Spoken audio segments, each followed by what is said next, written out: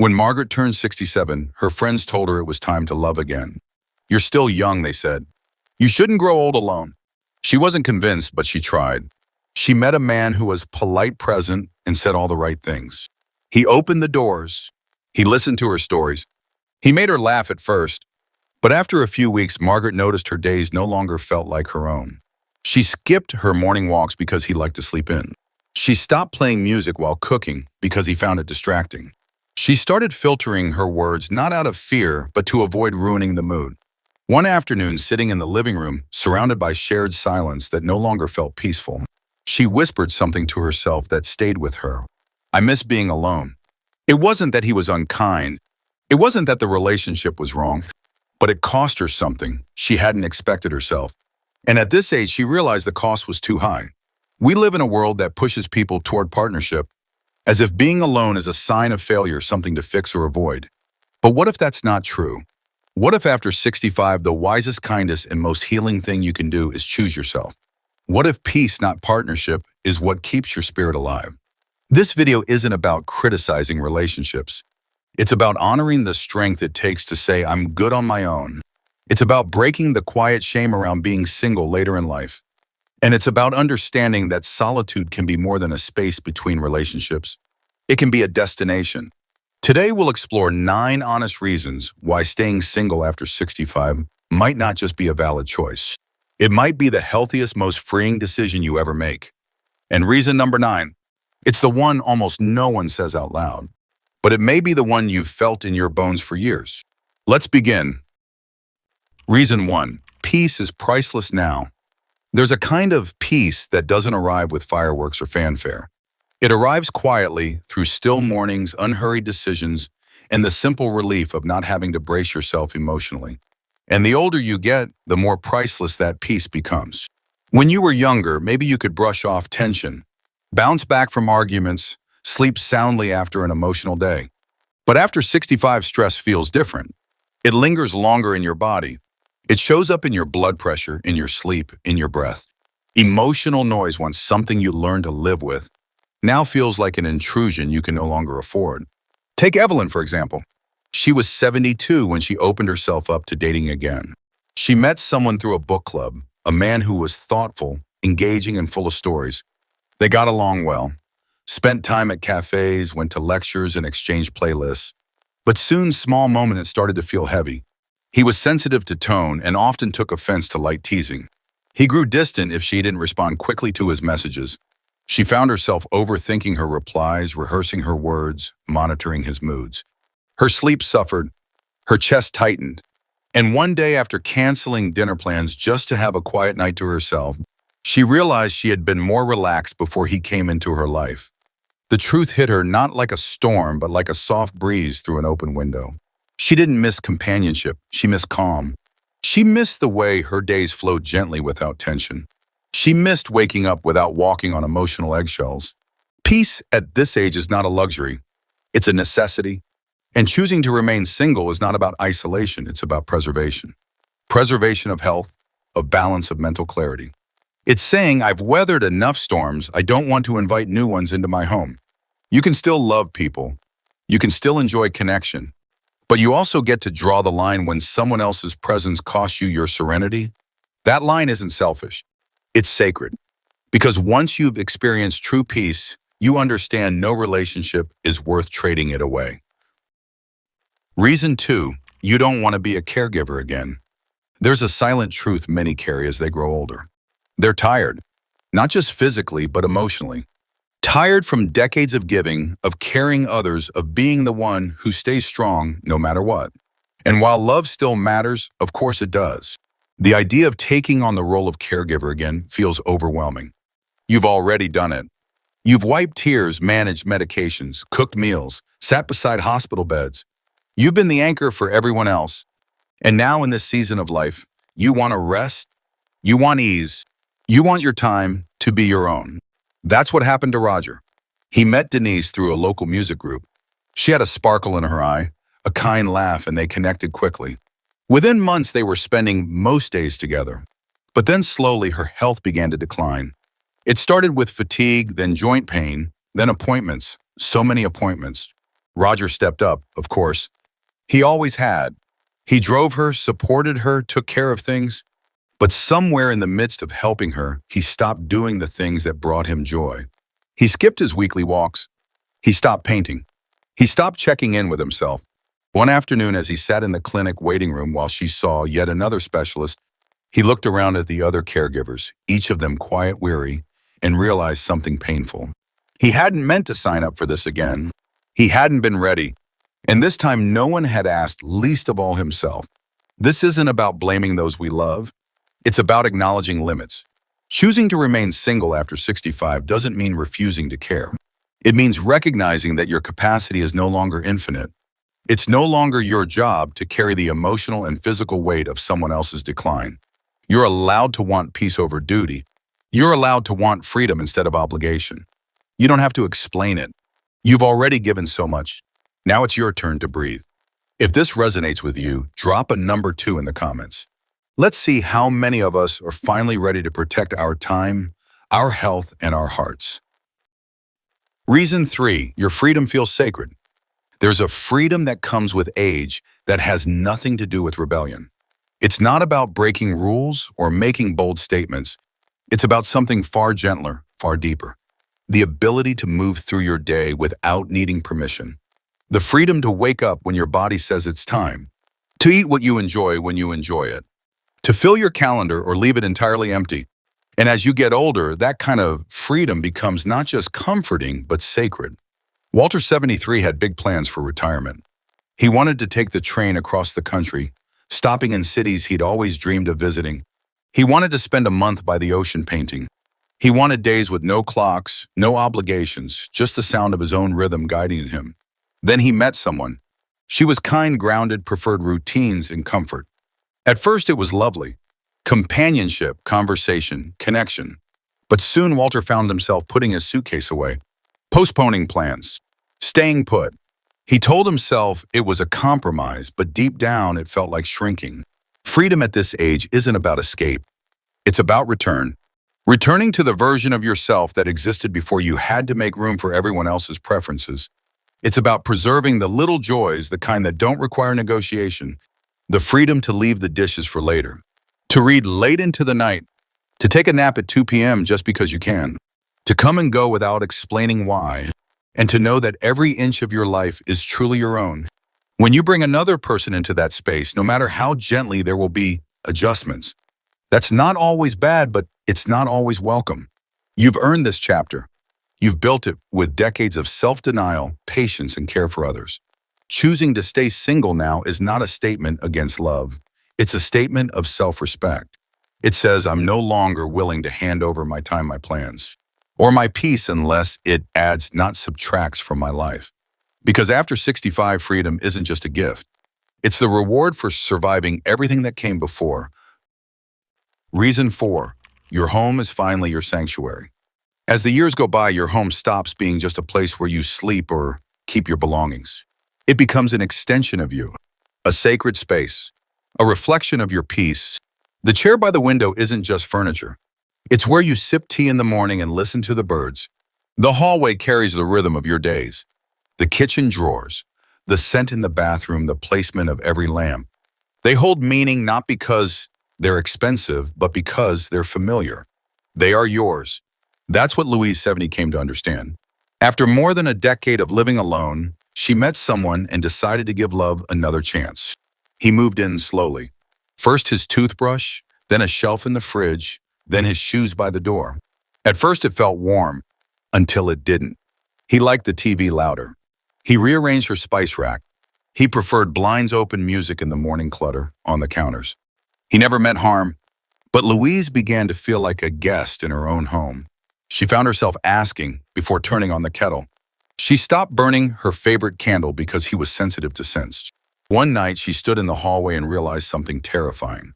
This house no longer felt like hers. And with that, she understood.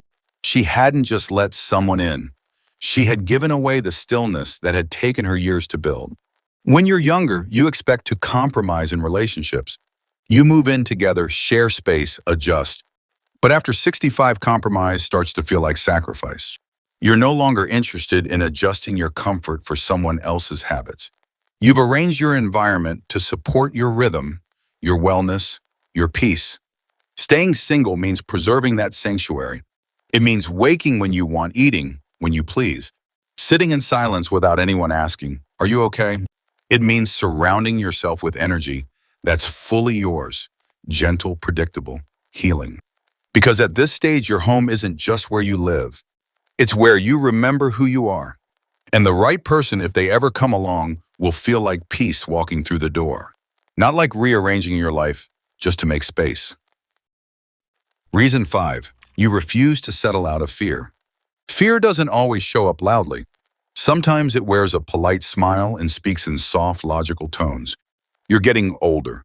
Don't be so picky. What if this is your last chance?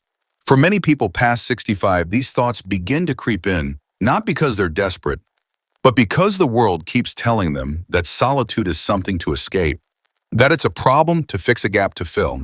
And so they settle, not because their hearts leap, but because their hearts feel unsure. That's what Barbara 69 went through.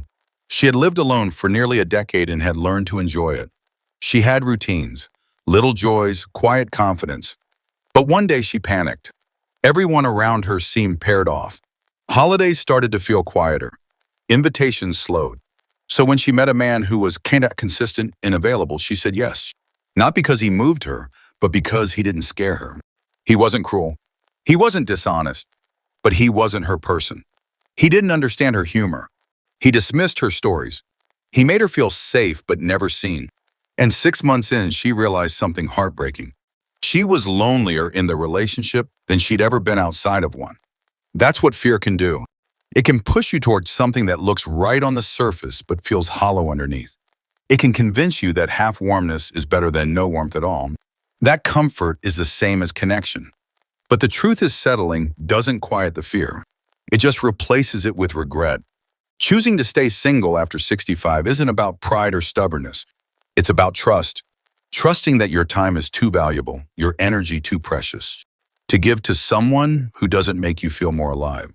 It's about honoring the fact that you don't need another person to complete you. You need people who respect the completeness you've already built. Because the worst kind of loneliness isn't being alone. It's being with someone who makes you feel like your soul has nowhere to land. Reason 6. You've outgrown the fairy tale. There was a time when you believed in the fairy tale. Maybe it was the movies, the stories, or just the way people talked about love, as if it were the ultimate reward for being good, patient, kind. You believed that one day someone would come along and make everything feel complete. And maybe they did, or maybe they didn't. Either way, life has a way of showing you that love doesn't always look the way it does in stories. It doesn't always save you. Sometimes it asks you to save yourself. At a certain point, you stop chasing the illusion of a perfect ending. You stop measuring your life by whether someone is walking beside you. You start measuring it by how you feel when you're alone. When the house is quiet, the tea is warm, and the day is entirely yours. That's where Eleanor 72 found herself. She had been married twice, raised a family, done the hard work of holding others together. And now, sitting on her back porch with no one around, she felt something unexpected. Peace. Not fireworks, not butterflies. Just peace. And for the first time in her life, she didn't crave more. You don't need to be rescued. You don't need someone to finish your sentences. You've finished enough of your own. Staying single after 65 isn't about rejecting love. It's about letting go of the myth that love only counts if it looks like a movie. Your story matters even if no one else is reading it with you. And if someone does come along, let it be someone who adds to the calm, not someone who disturbs it in the name of romance. Reason 7, you're prioritizing joy over obligation. For most of your life, you did what was expected. You showed up, you gave, you stayed. You made the phone calls, hosted the dinners, tolerated the awkward silences and the heavy conversations. Not because you always wanted to, but because you felt like you had to. Obligation was stitched into your daily routine. Joy, if it came, was a pleasant surprise, but never the priority. But now something has shifted. You no longer want to perform. You don't want to say yes out of guilt or show up because it's polite. You want to laugh for real? You want silence when you need it? You want your time to be filled with meaning, not maintenance. Helen, 71, used to keep a calendar full of commitments. Lunches with neighbors, favors for family, small group meetups. Then one afternoon, sitting alone at her kitchen table after yet another exhausting visit, she asked herself, why am I still doing this? She couldn't find a good answer. So she stopped. She started saying no more often. She cleared her weekends. And something strange and beautiful happened. She started smiling more. Joy became her compass. Not convenience, not duty, not what other people might think. Just joy. And she realized how rare it had been before. Staying single allows you to center joy without needing permission. It gives you space to choose what truly feeds you. Whether that's gardening at sunrise, watching documentaries no one else likes, or simply resting without apology. It allows you to be intentional with your time instead of generous to your own exhaustion. Because after 65, joy is no longer a luxury. It's essential. And when you no longer bend yourself around the needs of others, you rediscover how much light still lives inside you, waiting simply to be honored. Reason 8, you're done explaining yourself. There comes a point where you grow tired not of people, but of having to explain yourself to them. Tired of clarifying your choices. Tired of softening your opinions. Tired of justifying your silence, your joy, your preferences, your peace. After a lifetime of being interpreted, questioned, or gently corrected, you start to crave something far more valuable than agreement. The right to simply be. Nora, 74, had always been thoughtful, private, and a little quiet in social settings. She enjoyed her solitude, preferred reading to small talk, and liked doing things at her own pace. When she began seeing someone new, he was kind but curious in a way that wore her down. Why don't you call your daughter more? Why do you spend so much time alone? Don't you ever get bored? The questions weren't cruel, but they chipped away at her sense of self. One day, after cutting short her morning walk to answer a phone call she hadn't wanted to take, she realized she wasn't tired of being misunderstood. She was tired of feeling like she needed to be understood at all. Staying single after 65 gives you a beautiful gift. Space to stop explaining. You no longer have to explain why you like what you like, why you go to bed at 8 or stay up until 2, why you'd rather sit quietly on your porch than attend another social dinner. You simply live on your own terms at your own pace, with no one hovering at the edges of your peace asking why. And the people who truly love you in this season, they won't need explanations. They'll just nod and smile and say, I get it. Or better yet, they won't say anything at all. Because at this stage in life, the most sacred language is presence. And the most powerful answer to any question is simply, because it's what feels right. Reason 9, you're not afraid of being alone. You're afraid of losing yourself again. People often assume that those who choose to stay single later in life are afraid of being alone. But for many, the truth is just the opposite. They're not afraid of solitude. They're afraid of returning to the version of themselves they had to become in order to survive a relationship, the version that apologized too quickly, that stayed quiet to keep the peace, that bent and shrank and disappeared slowly in exchange for companionship. Clarissa, 68, had been married, once partnered again in her 50s, and had spent years convincing herself that relationships were worth the trade-offs.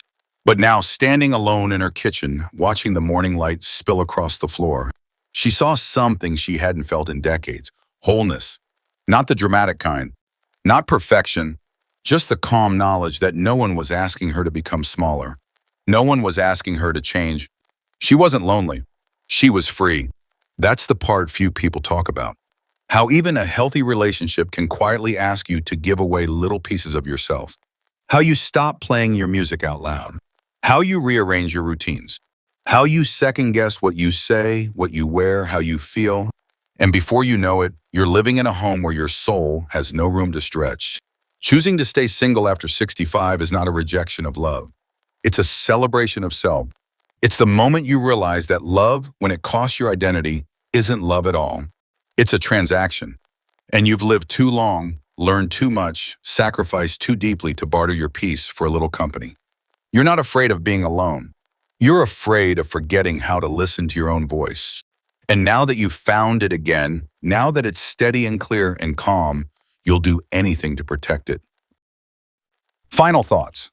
We've just walked through 9 reasons, each one honest, each one rooted in experience, and each one quietly powerful. Maybe one of them felt like your story. Maybe all of them did. Maybe you've lived through the exhaustion of conflict, the quiet burden of caregiving, the ache of shrinking just to keep someone beside you. Or maybe you're simply starting to feel something you've never dared to name. That peace means more to you now than romance ever did. And if that's true, if any part of this spoke to you, you are not broken. You are not bitter. You are not missing out. You are waking up. You are discovering that the greatest kind of companionship might not come from another person. It might come from the version of yourself you finally allowed to exist fully and unapologetically. The one who makes tea just the way you like it. The one who dances in the kitchen without an audience. The one who smiles in silence not because it's empty, but because it's finally undisturbed. This isn't a rejection of love. It's a redefinition of it. Love can still come. It can still surprise you. But if it does, it should feel like peace, never pressure. It should fit into your life, not rearrange it. And if it never comes again, that's okay too. Because what you've created for yourself now, this freedom, this clarity, this joy, it's not a placeholder. It's a home. If this video brought you comfort, clarity, or the courage to honor your own voice, please consider clicking the like button. And if you know anyone who might need to hear this message today, share it with them. We're building a space here where solitude is sacred and truth is welcome. And if you haven't already, don't forget to subscribe. We create videos like this every week for those who are growing older with intention, honesty, and heart. Leave a comment below and let me know which reason spoke to you most. Or just type peace if you've found more of it lately. Until next time, may your mornings be quiet, your spirit be strong, and your life remain fully, beautifully yours.